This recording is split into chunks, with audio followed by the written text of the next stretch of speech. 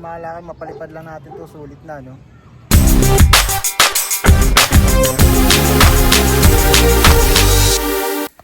Good day sa inyo lahat mga kalakad. For today's video ay gagawa tayo ng saranggola na gawa sa papel.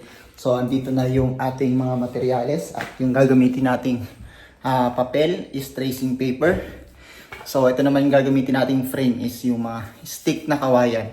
So let's go mga kalakad. So ito mga kalakad, ikakat natin yung mga dulo nito. Itong magiging pakpak ng saranggola natin.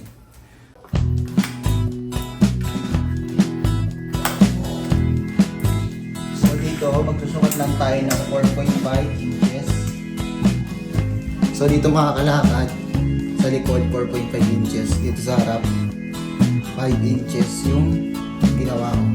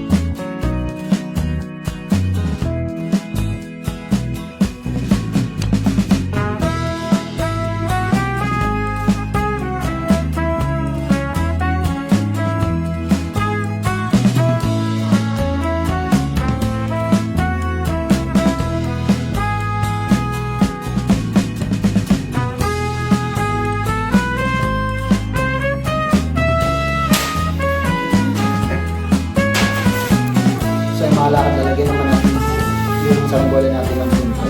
So, yung magiging mga buong.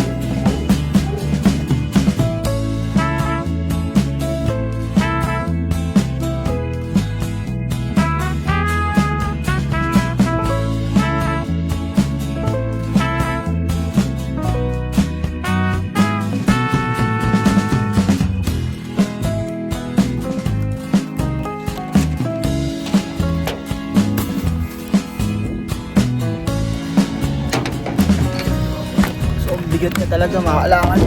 Medyo mahirap.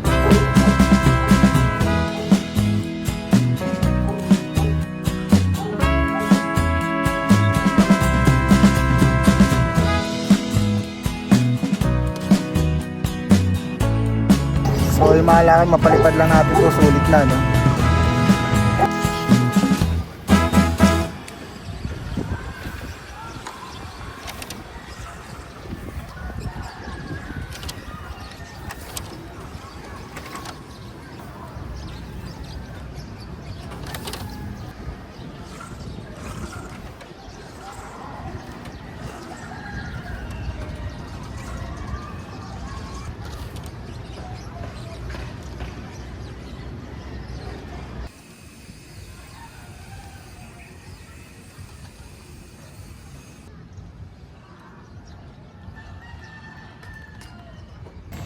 So hindi pa rin natin mapalipad mga kalakad kasi masyadong mabigat yung saranggola, no? Kailangan natin ng constant na hangin or yung tuloy-tuloy na hangin para mapalipad to. So ayun, try pa rin tayo, no? So ayun mga kalakad.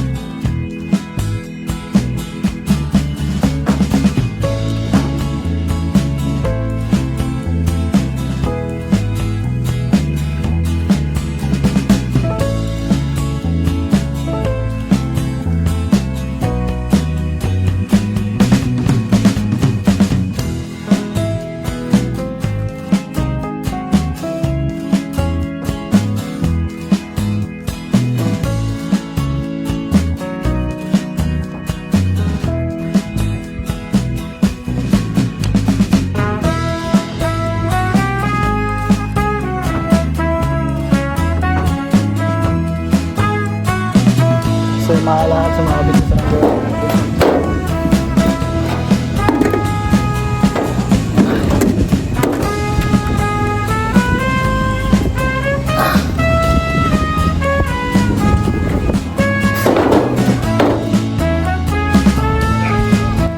So yung mga lakad sa mga business saranggola natin, no? Pero masaya ako, no? Kasi kahit nakita ko na lumipad yung saranggola na ginawa natin, no? So, na pwede pala lumipad kahit saranggola na gawa sa papel. So, ayun mga kalakad.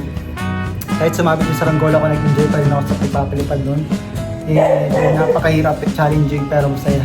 So, ayun, thank you mga kalakad. Kita-kits sa next vlog. Let's go!